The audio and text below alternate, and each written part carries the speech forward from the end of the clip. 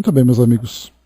Iniciando aqui, retomando o nosso estudo da Revista Espírita, nós estamos no mês de junho de 1862 e o nosso artigo é o discurso do Sr. Allan Kardec na abertura do ano social de 1º de abril de 1862. Lembrando, né, que eles têm aquele período de férias, né, de 3 meses, e eles estavam então voltando desse período. Lembrando que período de férias da sociedade, não dos trabalhos, né? Que Kardec fazia aquelas viagens que nós acompanhamos e tudo mais. Bom, nesse artigo, o que me chamou a atenção nessa primeira parte que nós estudamos, Kardec, claro, ele fez um balanço, né, dos últimos 2 anos, de 60 até agora, mas ele falava sobre as conquistas da sociedade a respeito da divulgação da doutrina espírita.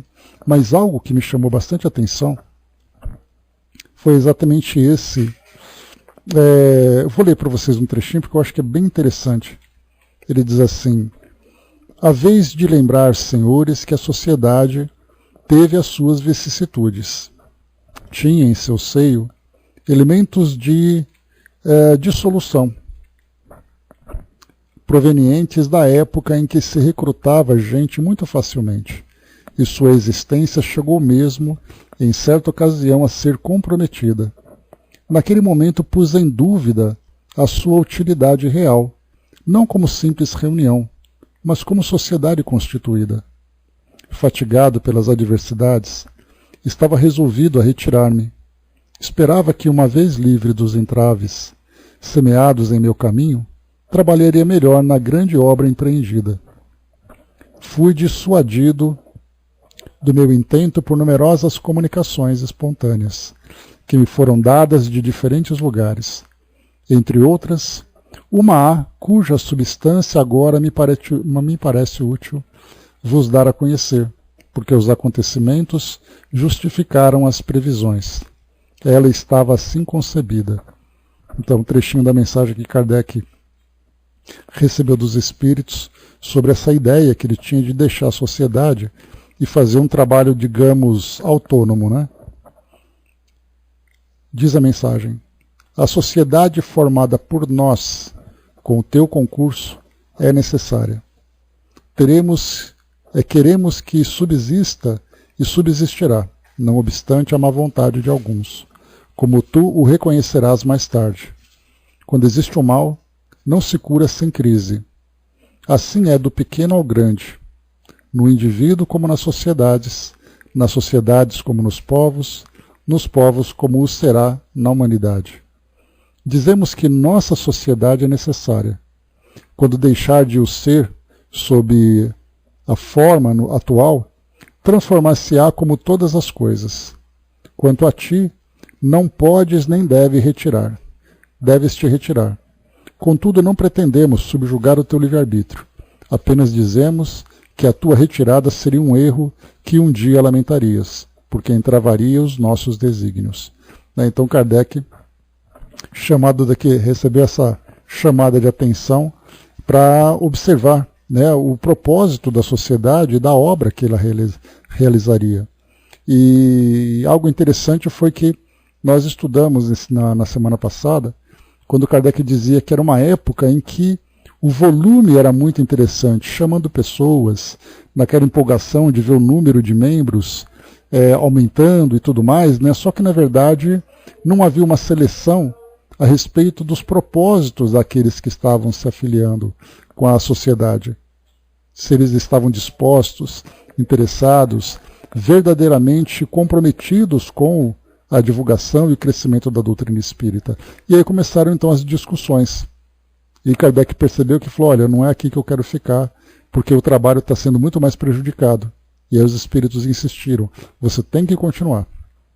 E aí então Kardec coloca, né, desde então 2 anos se passaram e, como vedes, a sociedade felizmente superou toda aquela crise passageira. E aí depois ele vai falando para nós, né, que o papel importante que a sociedade teve, com 87 membros naquela época, né, com mais sócios honorários, mais correspondentes e tudo mais, tinha um papel muito importante, que era se tornar referência para as demais instituições. E uma coisa que ele coloca também aqui naquilo que nós lemos, ele fala para nós assim,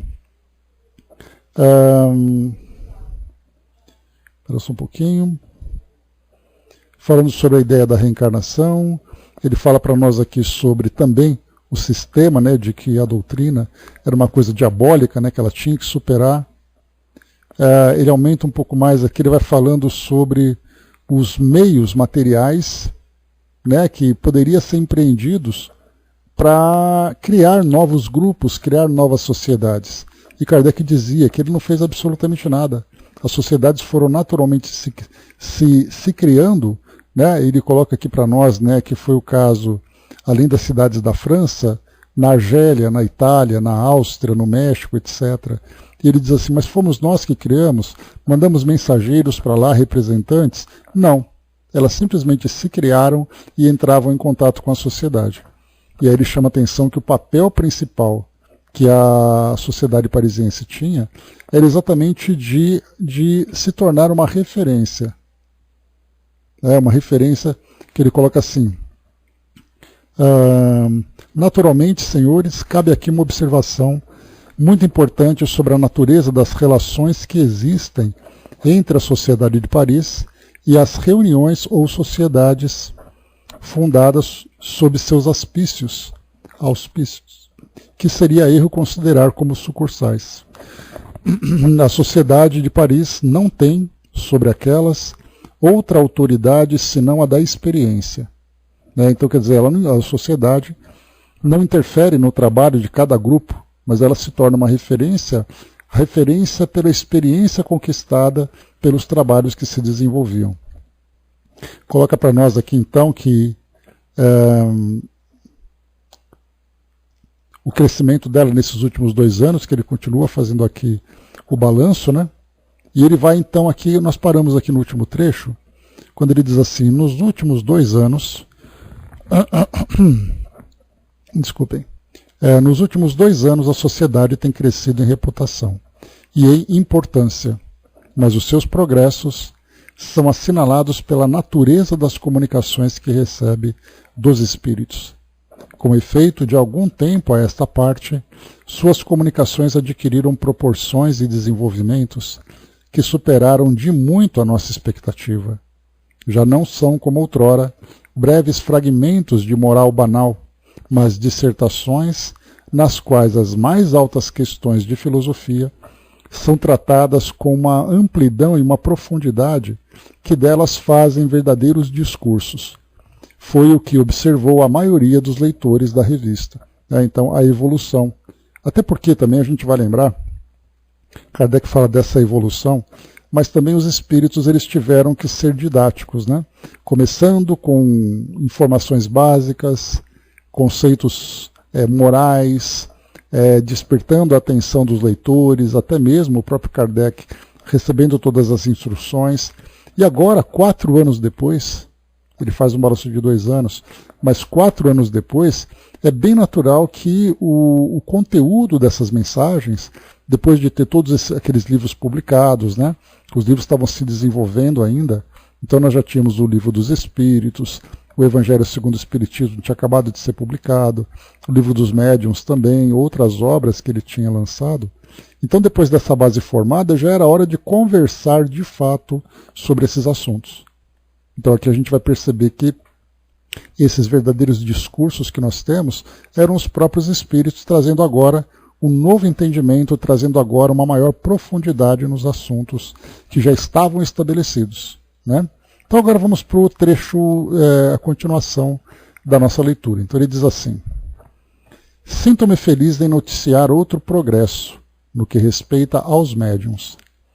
Jamais em nenhuma época os vimos tantos, né, participando dos nossos trabalhos, pois chegamos a ter 14 comunicações na mesma sessão. Contudo, mais precioso que a quantidade é a qualidade, cuja importância pode ser julgada pelas instruções que nos são dadas. Nem todos apreciam a mediunidade do mesmo ponto de vista. Uns a avaliam como efeito, para esses os médiuns velozes são os mais notáveis e os melhores. Para nós, que antes de tudo buscamos a instrução, damos mais valor àquilo que satisfaz ao pensamento do que ao que contenta aos olhos. Kardec chama atenção a respeito dos fenômenos que ainda chamam a atenção. Então, nos centros espíritas atuais ainda é assim. Nós temos, então, trabalhos mediúnicos que são feitos em que as pessoas valorizam muito mais o espetáculo do que o conteúdo. Então vê aquele médium que escreve igual o Chico escrevia, né? Escrevia correndo, escrevia rápido, de trás para frente, coisa e tal. E aí depois vem uma pessoa comum que é médium, escreve ali pela intuição, né? O médium audiente, ou o médium intuitivo, que vai escrevendo uma mensagem, as pessoas falam, a sua mensagem ela veio de um jeito interessante, mas aquele outro foi muito mais legal, sem se dar conta do conteúdo. Então Kardec chama atenção sobre a evolução dos médiums no sentido do tipo de mensagem que vem recebendo. E ele segue. Assim preferimos um médium útil, com o qual aprendemos alguma coisa, a um médium admirável, com quem nada aprendemos. Sob este ponto de vista, não temos por que nos lastimar, e devemos agradecer aos espíritos por terem cumprido a promessa que fizeram, de não nos deixarem desprevenidos. Querendo ampliar o círculo dos seus ensinos, deviam multiplicar também os instrumentos. Né? Não me colocou, né? Acredito que todas as reuniões por ele perdidas, né, foram muito esclarecedoras, né, porque ele sempre passou as mensagens pelo crivo do discernimento. Né? Então, sempre assim, bom dia, abraço. Presididas por eles, né? Sim, né, os espíritos, a gente vai lembrar sempre, né, que todas as mensagens para Kardec tinham a sua validade. Né, e a triagem que ele fazia, esse trabalho de curadoria que ele fazia, de escolher as mensagens, de ver ali onde que ela se encaixa, em qual contexto, de que forma que ela pode ser útil, é um trabalho difícil que ele fazia. E não era somente, né, um trabalho de secretário ou de bibliotecário dos espíritos, mas na verdade era um trabalho de seleção, de reflexão, de aprofundamento dos assuntos. Então daí a perspicácia que Kardec tinha quando então era necessário fazer, né, esse direcionamento dos conteúdos que chegavam. Né? Não, ele não era médium não, Brás. Ele era o tipo eu, assim, médium porta de cerejeira, sabe como é que é? Então ele não tinha mediunidade nenhuma. Até porque também se ele tivesse, isso poderia ser para ele um prejuízo. Porque ele tinha que ter ali a clareza de raciocínio para poder analisar, estudar, aprofundar. Né? Então vamos lá, seguindo. Há, porém, um ponto ainda mais importante, sem o qual tal ensino só teria produzido alguns frutos, ou nenhum. Sabemos que os espíritos estão longe de possuir a soberana ciência e que se podem enganar, que muitas vezes emitem as próprias ideias, justas ou falsas, que os espíritos superiores querem que o nosso julgamento se aperfeiçoe em discernir o verdadeiro do falso, o que é racional daquilo que é ilógico. Eis porque jamais aceitamos, seja o que for, de olhos fechados. Logo, não poderia haver ensino proveitoso sem discussão. Mas como discutir comunicações com médiuns que não admitem a menor controvérsia, que se ofendem como observação crítica, com um simples comentário, e que ficam contrariados, quando não são aplaudidos pelas coisas que recebem, mesmo aquelas eivadas das mais grosseiras heresias científicas. Né? Então Kardec chama atenção aqui para o critério que era importante de ser observado. Né? O Mano colocou, né, não teria o distanciamento necessário para presidir os estudos, né, caso Kardec fosse médium, né, porque ele se envolveria nisso também. Queria dizer médium intuitivo, né, porque o espírito diz que ele escrevia sem saber que estava sendo inspirado. Sim, nesse caso, né, bom dia, Dudu. A gente fala de ostensividade, né, porque a ostensividade é o médium perceber a presença dos espíritos, sentir o fenômeno, né. No caso, ele fazia como todos nós somos inspirados, né, mas nós não temos ali a clareza de percepção do fenômeno se manifestando.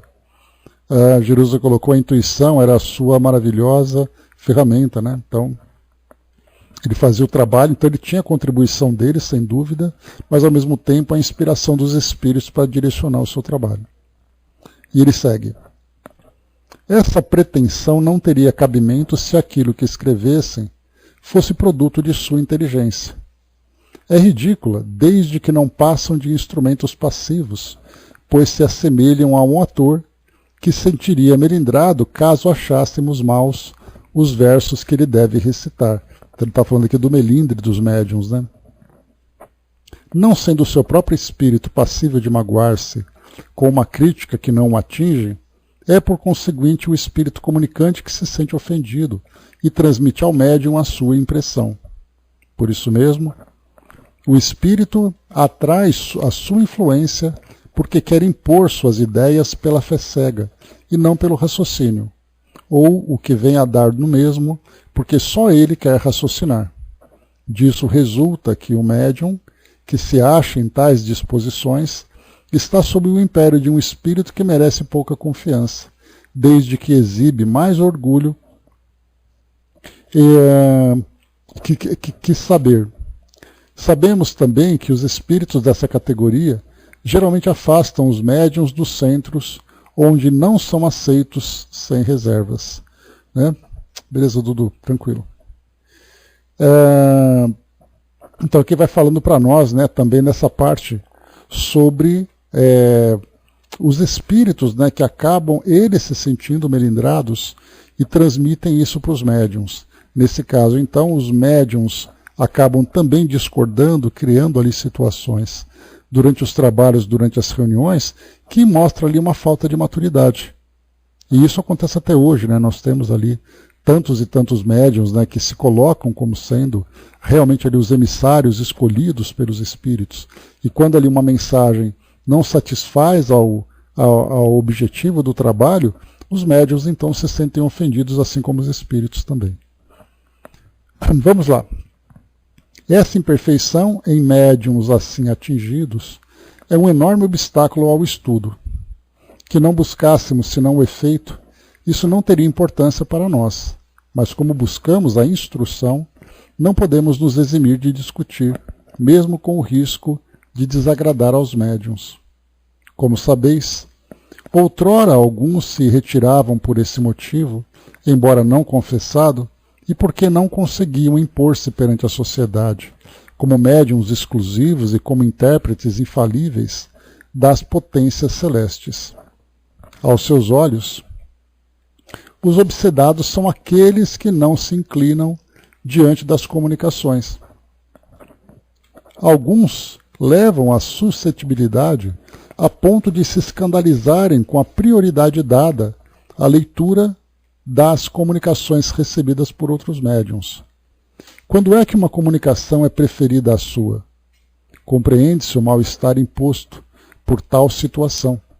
Felizmente, no interesse da ciência espírita, nem todos são assim, e me apresso em aproveitar a ocasião para, em nome da sociedade, agradecer aos que hoje nos prestam o seu concurso com tanto zelo e devotamento, sem calcular esforço nem tempo, e que, não tomando partido por suas comunicações, são os primeiros a não fugirem da controvérsia que podem provocar. Então houve ali necessidade de aguardar realmente ali, fazer uma seleção dos verdadeiros trabalhadores, né, que atuam ali em conjunto com os espíritos, e não aqueles médiuns que estão ali presentes para a satisfação do próprio ego. Em resumo, senhores, só nos podemos congratular pelo estado da sociedade do ponto de vista moral. Ninguém há que, em comparação ao que era no princípio, e cada um sente instintivamente a impressão, traduzida em muitas circunstâncias por fatos positivos. É incontestável que aí reina menos mal-estar e constrangimento, enquanto se faz sentir um sentimento de mútua benevolência. Parece que os espíritos trapalhões, vendo a sua impotência para semear a desconfiança, tomaram o sábio partido de retirar-se. também só podemos aplaudir a feliz ideia de vários membros de organizarem reuniões particulares em suas casas. Elas têm a vantagem de estabelecer relações mais íntimas. Além disso, são centros para uma porção de pessoas que não podem vir à sociedade. Aí podem ter uma primeira iniciação, podem fazer numerosas observações que depois convergem para o centro comum. Enfim, são laboratórios para a formação de médiuns. Olha que interessante, né? A gente perceber como o pensamento dentro do meio espírita vai se modificando com o passar do tempo. Naquela época, Kardec não só incentivava, como ele também reconhecia o valor das reuniões particulares na intimidade dos espíritos, né? Quer dizer, na intimidade com os espíritos, na formação. E hoje é quase que uma blasfêmia se falar sobre comunicação em casa. Né? Quando se fala, todo mundo já fica todo mundo preocupado, aquela coisa toda. Então já mudou muito de lá para cá a cultura. Né? Mas felizmente também, é claro, né, nós tivemos uma multiplicação ali exponencial sobre a formação de grupos espíritas, de centros espíritas. Né? Então não era como naquela época em que os grupos as sociedades eram pequenas. Naquela época não era chamado centro espírita, mas era uma sociedade espírita. Né? Então as pessoas se juntavam, faziam o trabalho, e eram muito raras, tanto que a gente tinha uma da França, tinha ali uma do México, uma da Austrália, uma de tal lugar. Hoje não, hoje o Brasil tem mais de 5.000 centros espíritas. Né? Então claro que houve também uma mudança na cultura devido também à proliferação dos centros espíritas. Né? Mas ainda assim a gente percebe essa mudança, né, no nosso pensamento com relação à mediunidade. Ele segue aqui, bom dia, embaixador. Agradeço muito sinceramente as pessoas que me honraram oferecendo a sua direção, mas isso me era materialmente impossível. Lamento mesmo muito não poder estar aí tanto quanto desejaria. Conheceis minha opinião a respeito dos grupos particulares. Assim faço votos por sua multiplicação, na sociedade ou fora dela, em Paris ou Alhures, porque são os agentes mais ativos da propaganda. Né? Então, mais uma vez, Kardec divulgando aqui, né, os trabalhos domésticos, digamos. André colocou, né, quem quer fazer comunicação em casa para saber se vai casar hoje, né? Kardec fazia um trabalho sério e que ficaria como suporte para outros estudiosos. Né? É interessante, André, a gente vê que, além, de claro, dessas... quando a gente fala sobre reuniões de futilidade, eram exatamente aquelas reuniões que não tinham a compreensão, que não tinham ali o entendimento de como isso pode ajudar no desenvolvimento daquele pequeno grupo e, caso, claro, também ali compartilhando esse conteúdo, fazer com que a própria doutrina se difundisse. Mas muitos grupos sérios também se reuniam, tanto que a gente vê que essas mensagens que vão chegando de outras cidades que Kardec recebe, muitas delas eram recebidas em casa, inclusive de membros da sociedade que participavam. Por exemplo, reunião quarta-feira. E aí esses grupos recebiam no domingo uma mensagem em casa e levavam na quarta-feira. Então a gente vê que era assim que o trabalho se desenvolvia. As pessoas faziam ali na sua lógica, faziam ali nos seus objetivos, espíritos muito sérios que participavam.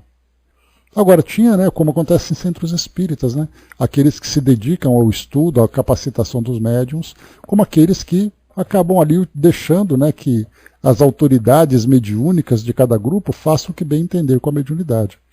Né, e assim como também temos aqueles outros médiuns, né, que inclusive comercializam a sua capacidade mediúnica. Então temos de tudo na atualidade, como naquela época também se tinha. Né? Muitas vezes um grupo se juntava muito mais pela curiosidade do que pelo objetivo, de um modo geral. Deixa eu ver aqui. Atualmente eu não sei, Braz, dizer para você. Tinha um colega que esteve lá há alguns anos, e ele falava que algumas reuniões aconteciam ainda, particulares. Né? Então, amigos também. Que eram de lá, falavam sobre essas reuniões mediúnicas que aconteciam. Né? Então, assim, grupos particulares, grupos sociedades organizadas, então isso existe ainda, né?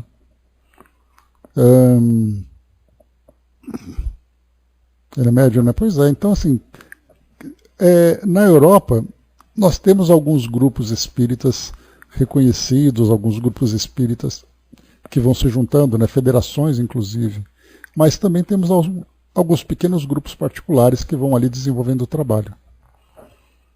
Seguindo, vamos lá. Do ponto de vista material, nosso tesoureiro vos explicou a situação da sociedade. Sabeis perfeitamente, senhores, que o nosso orçamento é muito simples. Como não procuramos capitalizar, basta que haja equilíbrio entre o ativo e o passivo. Peçamos, pois, aos espíritos bons, e em particular ao nosso presidente espiritual São Luís, que continuem a nos prestar a sua benevolente proteção, concedida tão ostensivamente até hoje, e da qual nos esforçaremos cada vez mais por nos tornarmos dignos. Resta-me, senhores, chamar a vossa atenção para uma coisa importante. Quero falar do emprego dos 10.000 francos que me foram enviados há cerca de 2 anos por um assistente da Revista Espírita que quis guardar o anonimato. Certamente vos lembrais de que esse donativo a ser empregado no interesse do Espiritismo foi-me entregue pessoalmente, sem formalidades especiais, sem recibo e sem que eu devesse prestar contas a quem quer que fosse. Comunicando à sociedade essa feliz circunstância, declarei na sessão de 17 de fevereiro de 1860 que não pretendia prevalecer-me daquela prova de confiança e que, para minha própria satisfação, desejava que aquele fundo fosse submetido a um controle. A gente lembra, né? Kardec publicou isso.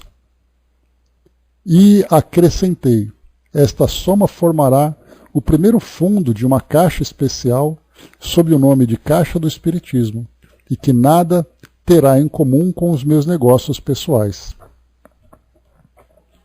Será posteriormente aumentada com as somas que lhe puderem chegar a de outras fontes e destinada exclusivamente às necessidades da doutrina e ao desenvolvimento das ideias espíritas.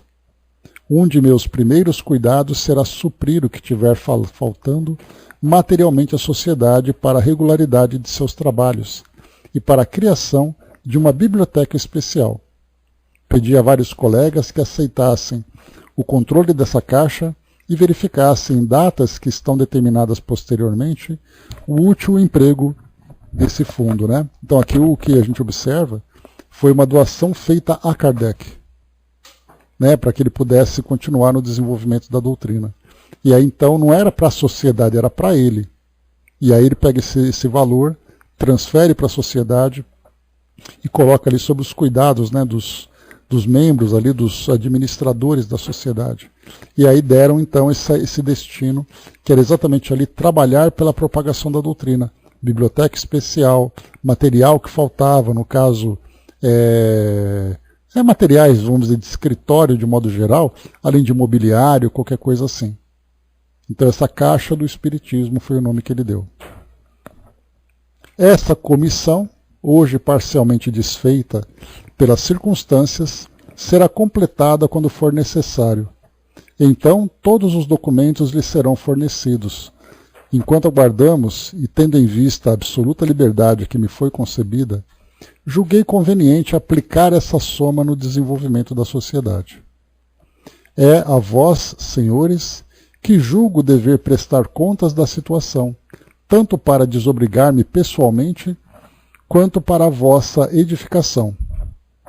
Insisto, sobretudo, para que bem se compreenda a impossibilidade material de usar esse fundo em despesas cuja urgência se faz sentir cada vez mais, em razão da própria extensão dos trabalhos que reclama o Espiritismo. Bom dia, dona Miriam. E ele segue. Como sabeis, senhores, a sociedade sentia vivamente os inconvenientes de não ter um local especial para as sessões e onde seus arquivos pudessem estar à mão. Para trabalho como os nossos, é preciso, por assim dizer, um local consagrado, onde nada possa perturbar o recolhimento. Cada um deplorava a necessidade em que nos encontrávamos de nos reunirmos num estabelecimento público, em desarmonia com a seriedade de nossos estudos. Desse modo, julguei fazer uma coisa útil, proporcionando-lhe os meios de dispor de um local conveniente, com o auxílio dos fundos que havia recebido.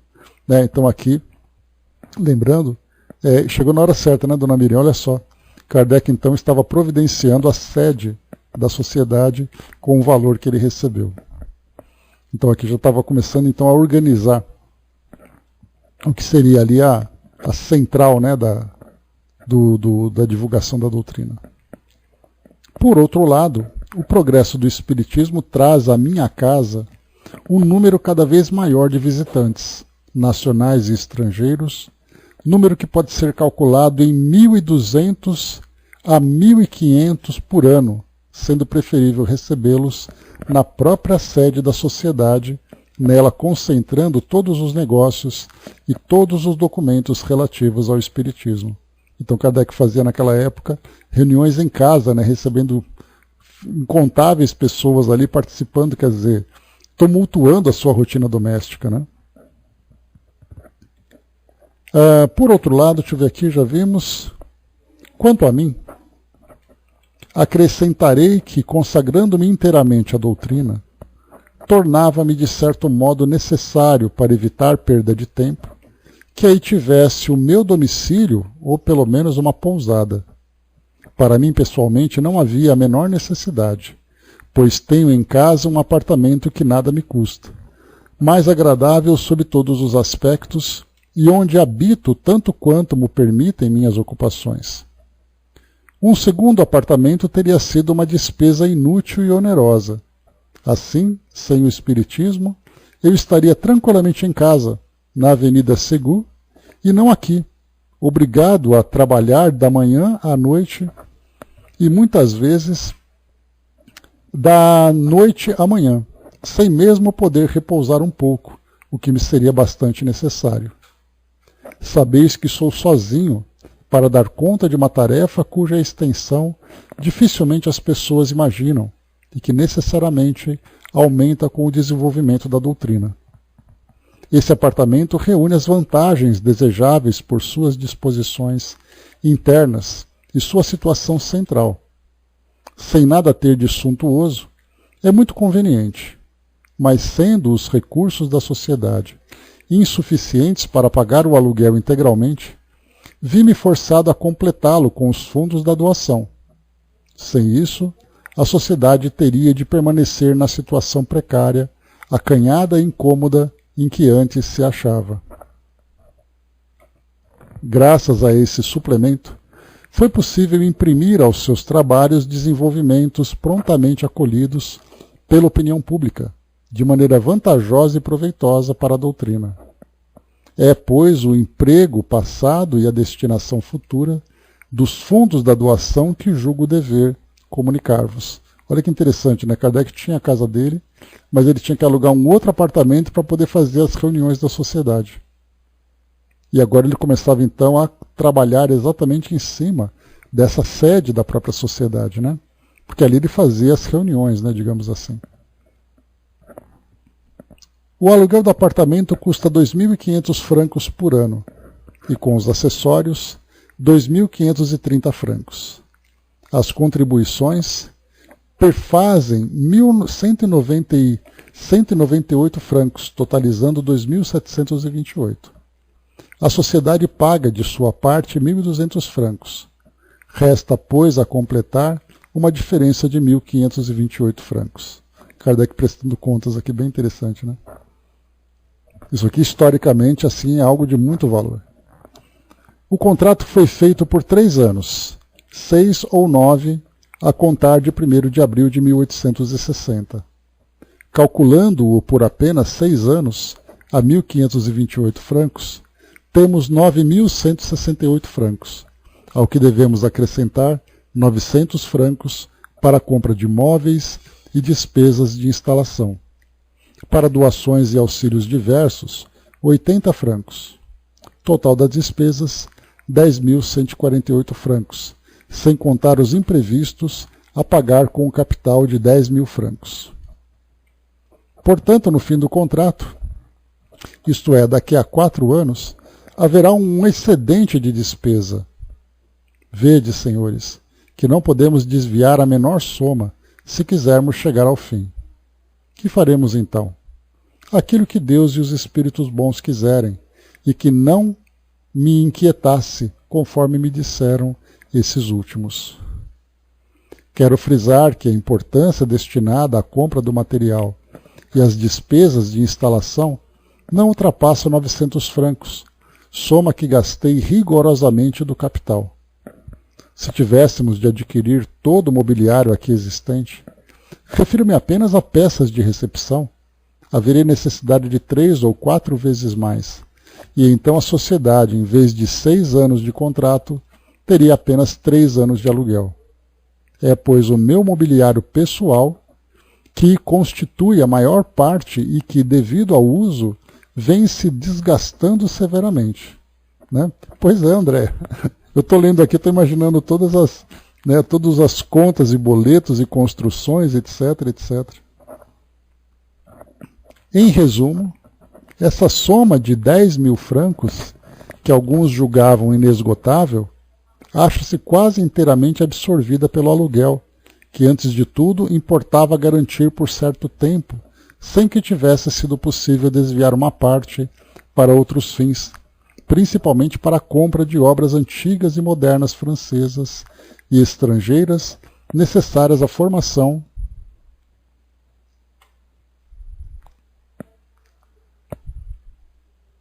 Voltando, vocês estão me ouvindo, né, pessoal? Só me dá um ok?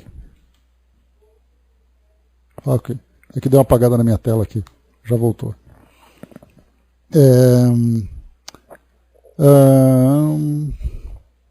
Em resumo, esta soma de 10.000 francos, que alguns julgavam inesgotável, achava-se quase inteiramente absorvida pelo aluguel, nesse caso aluguel de 4, 5 anos, né, que ele falava, que antes de tudo importava garantir por certo tempo sem que tivesse sido possível desviar uma parte para outros fins, principalmente para a compra de obras antigas e modernas, francesas e estrangeiras, como era necessárias à formação de uma grande biblioteca espírita, como era projeto meu.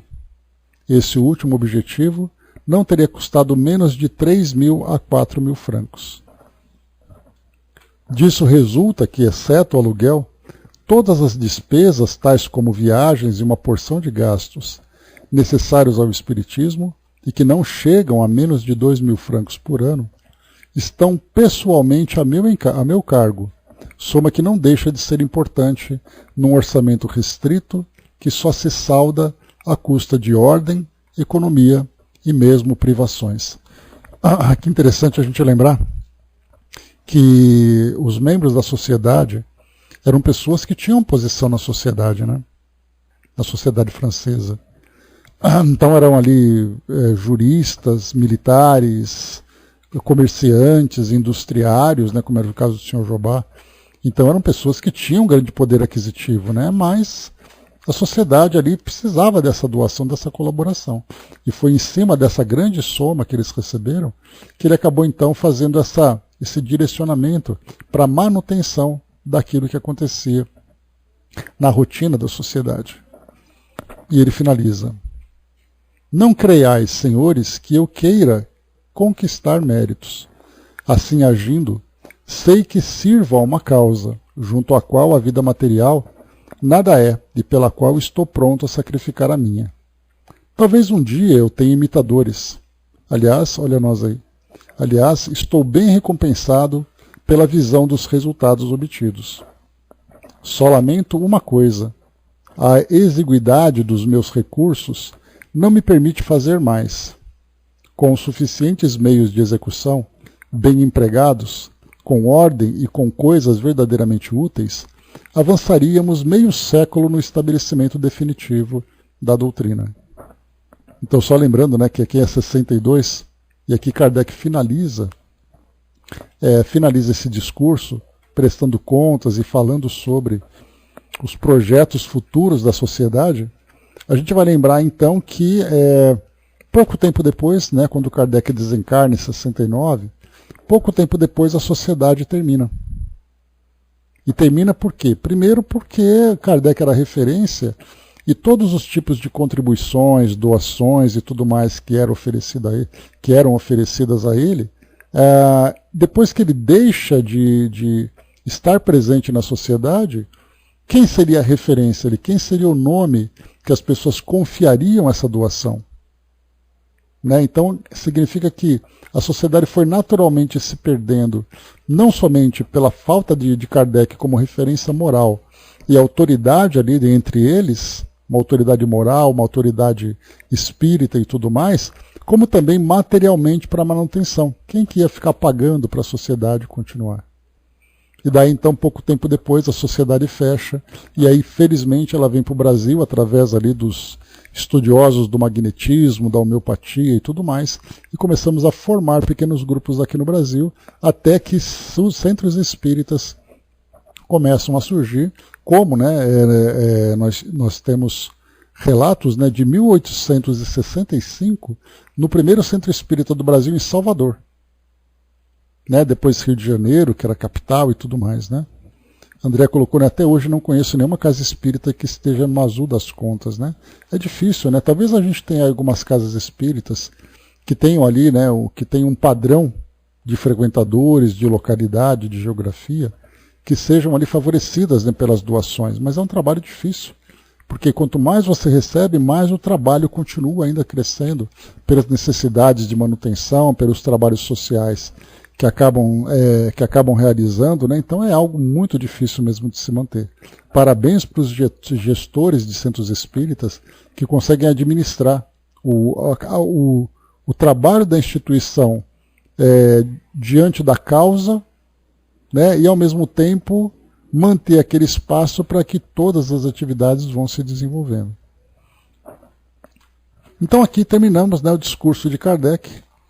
O próximo artigo que nós temos, né, Conversas Familiares de Além Túmulo, o senhor Sanson, que nós já lemos esse artigo, né, quando nós falamos sobre a desencarnação dele, lá no mês de abril, maio ou abril, nós lemos sobre ele. Então, como ele tinha feito uma comunicação, tinha trazido uma comunicação, falando sobre a sua história, falando sobre as suas experiências. E depois, no mês seguinte, no dia 25 de abril, ele trouxe uma outra comunicação, a gente não aguentou e, claro, já pulou para cá para poder pegar essa comunicação, como foi colocado aqui, né? A Sociedade de Paris, 25 de abril, o médium senhor Lemarie, e a segunda conversa na revista de maio de 1860. Então, mensagem essa que nós então já lemos. Deixa eu saltar ela aqui. Kardec tira as dúvidas, né? Inclusive aqui, sobre as observações que o Sr. Jobá poderia fazer a respeito agora da condição dele como desencarnado e das percepções que ele tem a respeito do mundo espiritual. Né? Deixa eu ver aqui. Tanto que aqui na pergunta número 13, né, não vedes outros espíritos? Perdão, o Espírito de Verdade, Santo Agostinho, Lamennais, Sonnet, São Paulo, Luís e outros amigos que evocais estão sempre nas vossas reuniões, né? Só gente grande. Avançando um pouco mais, então aqui, vamos lá. O artigo que a gente vai ler agora, O Menino Jesus entre os Doutores. O último quadro de Ingres. Então aqui é um comentário sobre esse quadro do Menino Jesus entre os doutores, né? Discutindo questões filosóficas e tudo mais, né? Então, assim, o artigo diz o seguinte: a senhora Dozon, nossa colega da sociedade, recebeu em casa, em 9 de abril de 1862, a seguinte comunicação espontânea. Está vendo? Mais uma vez, comunicação espontânea em casa. E diz assim: o menino Jesus encontrado por seus pais pregando ao templo entre os doutores. Aí, São Lucas aqui na atividade. Aqui, só para a gente lembrar, ela recebeu em casa a comunicação, e aí Kardec comenta então. Tal é o motivo de um quadro inspirado a um dos nossos maiores artistas. Essa obra do homem revela mais que o gênio. Aí se vê brilhar aquela luz que Deus dá às almas para esclarecer e as conduzir às regiões celestes. Assim a religião iluminou o artista. Esse clarão foi visível? O trabalhador viu o raio partindo do céu e descendo até ele? Teria visto divinizar-se sob seus pincéis a cabeça do menino Jesus?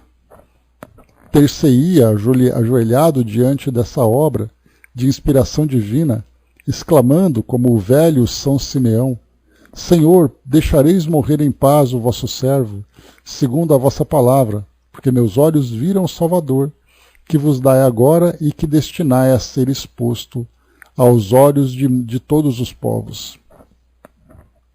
Sim, o artista pode dizer-se servo do Senhor, porquanto acaba de executar uma ordem de sua suprema vontade. Quis Deus que o tempo em que reina o ceticismo, a multidão parasse diante da figura dessa figura do Salvador. Mais de um coração se afastará, levando uma lembrança que o conduzirá ao pé da cruz, onde essa divina criança deu a vida pela humanidade, por vós, multidão indiferente. Contemplando, aqui é a psicografia, contemplando o quadro de Ingres, a vista se afasta a duras penas para se voltar em direção a essa figura de Jesus, onde há um misto de divindade, de infância e também algo da flor. Essas roupagens, essa túnica de cores leves, jovens, delicadas, lembrando o suave colorido que se balança nas hastes perfumadas. Tudo merece ser admirado na obra-prima de Ingres. Mas aí a alma gosta mais de contemplar os dois tipos adoráveis de Jesus e sua divina mãe. Ainda uma vez experimentamos a necessidade de a saudar por suas palavras evangélicas. Eu vos saúdo, Maria, cheia de graça. Depois a gente vai pegar essa foto, está terminando o estudo, eu vou pesquisar esse quadro e coloco lá no grupo para a gente poder ver o que ele está falando. Mas se apenas ousamos levantar o olhar artístico para essa nobre figura divinizada, tabernáculo de um Deus, esposa de um homem, virgem pela pureza, mulher predestinada à alegria do paraíso e às agonias da terra, Ingres compreendeu tudo isso e não haveremos de passar diante da Mãe de Jesus sem lhe dizer: Maria Dulcíssima Virgem, em nome do vosso Filho, orai por nós. Vós o apreciareis um dia. Eu vi as primeiras pinceladas sobre essa tela bendita. Vi surgirem uma a uma as figuras, as poses dos autores. Vi o anjo protetor de Ingres inspirando-o fazer cair os pergaminhos das mãos de um desses doutores. Meu Deus, aí se encontra toda uma revelação.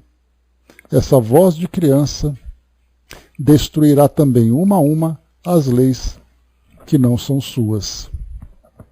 Não desejo aqui fazer arte como ex-artista. Sou um espírito. Para mim só a arte religiosa me toca. Assim vi nesses graciosos ornamentos de cepas de vinha a alegoria da vinha de Deus, onde todos os homens devem saciar-se, dizendo a mim mesmo com profunda alegria que Ingres acabava de fazer amadurecer um de meus mais belos cachos. Sim, mestre, teu Jesus vai falar, também diante dos doutores que negam a sua lei, diante dos que a combatem. Mas quando eles se encontrarem a sós, com a lembrança da criança divina, mais de uma rasgará os rolos de pergaminho sobre os quais a mão de Jesus escreverá erro. Vede, pois, como todos os trabalhadores marcam o encontro. Uns vêm voluntariamente e por caminhos já conhecidos, outros conduzidos pela mão de Deus, que os vai buscar em seus lugares e que mostra onde devem ir.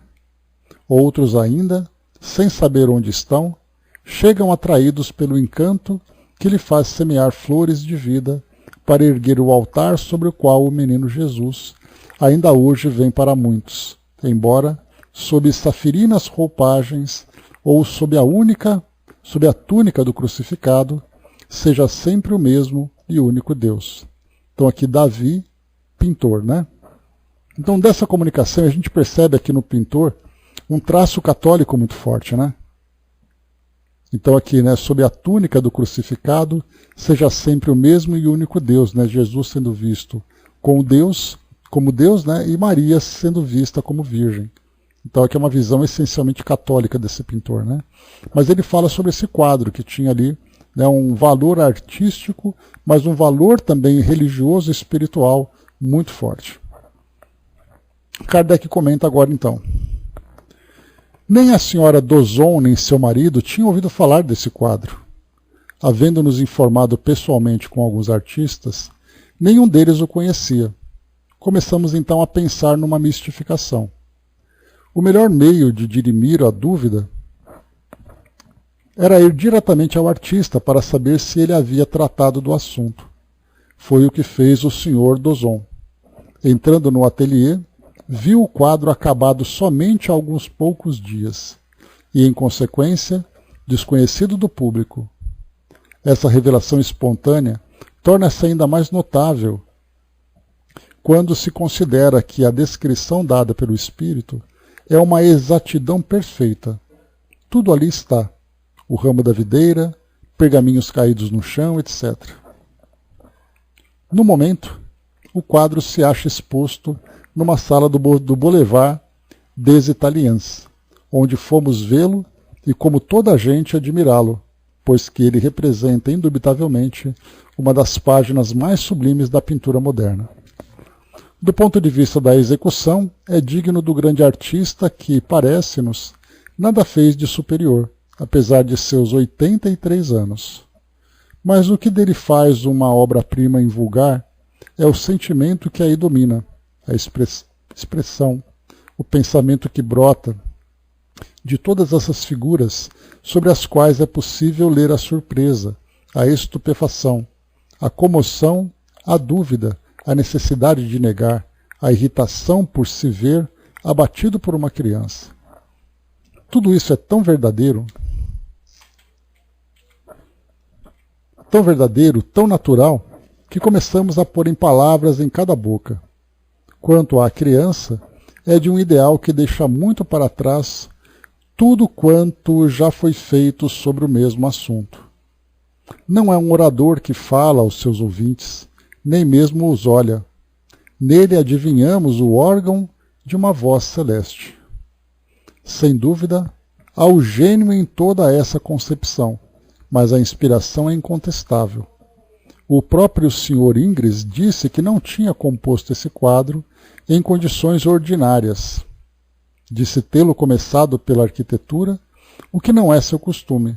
A seguir, vinham as personagens, por assim dizer, colocar-se por si mesmas sob o seu pincel, sem premeditação de sua parte. Temos motivos para pensar que esse trabalho se liga a coisas cuja chave teremos mais tarde, mas sobre as quais devemos ainda guardar silêncio, como sobre muitas outras. Tendo o fato acima sido revelado na sociedade, o espírito Lamennais ditou espontaneamente, naquela ocasião, a comunicação que se segue. Então, lembrando, né, chegou na casa da senhora, que a gente viu, a senhora que era médium, a descrição e os comentários sobre esse quadro. Um quadro desconhecido, foram até a casa do Sr. Ingres, viram que o quadro tinha acabado de ser produzido. E aí então Kardec, depois ele foi exposto esse quadro, e aí Kardec chama atenção aqui sobre o fenômeno em si. E aí então Lamennais traz aqui o seu comentário. Ele diz assim, deixa eu só ver aqui, é pequenininho, vamos lá, para a gente finalizar. Sobre o quadro do Sr. Ingres, Sociedade de Paris, 2 de maio de 1862. Médium Sr. Didier. Ultimamente eu vos falava do menino Jesus entre os doutores e vos ressaltava sua iluminação divina em meio às sábias trevas dos sacerdotes judeus. Chama o Menino Jesus entre os Doutores, Brás. Depois eu vou pegar e coloco lá no nosso grupo. Então, ultimamente, eu vos falava do Menino Jesus entre os Doutores e vos ressaltava a iluminação divina em meio às sábias trevas dos sacerdotes judeus. Temos um exemplo a mais de que a espiritualidade e os movimentos da alma constituem a fase mais brilhante da alma. Sem conhecer a sociedade espírita, pode-se ser um grande artista espiritualista. Em sua nova obra, Ingres não só nos mostra o estudo divino do artista, mas também a sua mais pura e ideal inspiração. Não essa falsa identidade que engana a tanta gente, que é uma hipocrisia da arte, sem originalidade, mas a idealidade aurida na natureza simples, verdadeira e, por conseguinte, bela em toda a acepção do termo.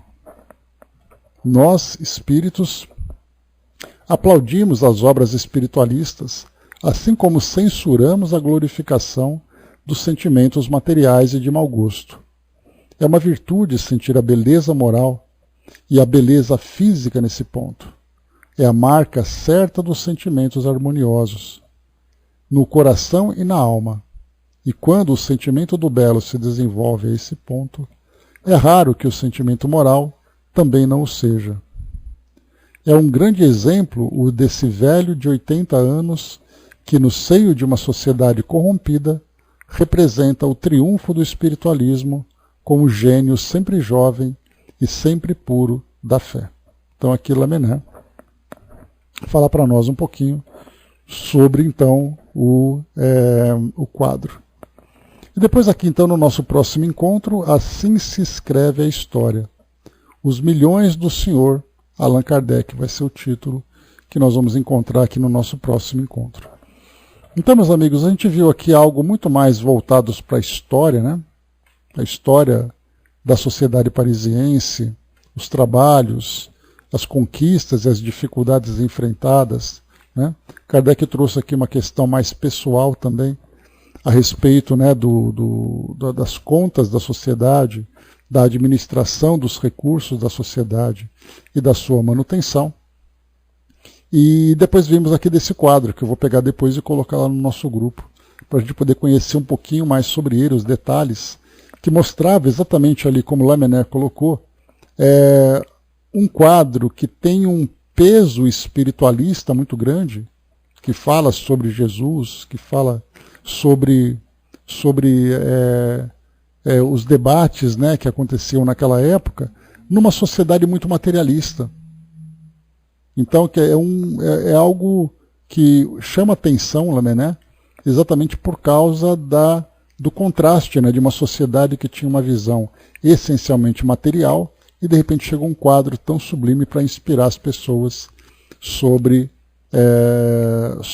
a realidade espiritual, ainda que seja voltada para uma ideia dentro de uma filosofia que é o caso do catolicismo, né? Mas ainda assim era uma mensagem inspiradora. Mas é isso, meus amigos, fechando por aqui então o nosso trabalho.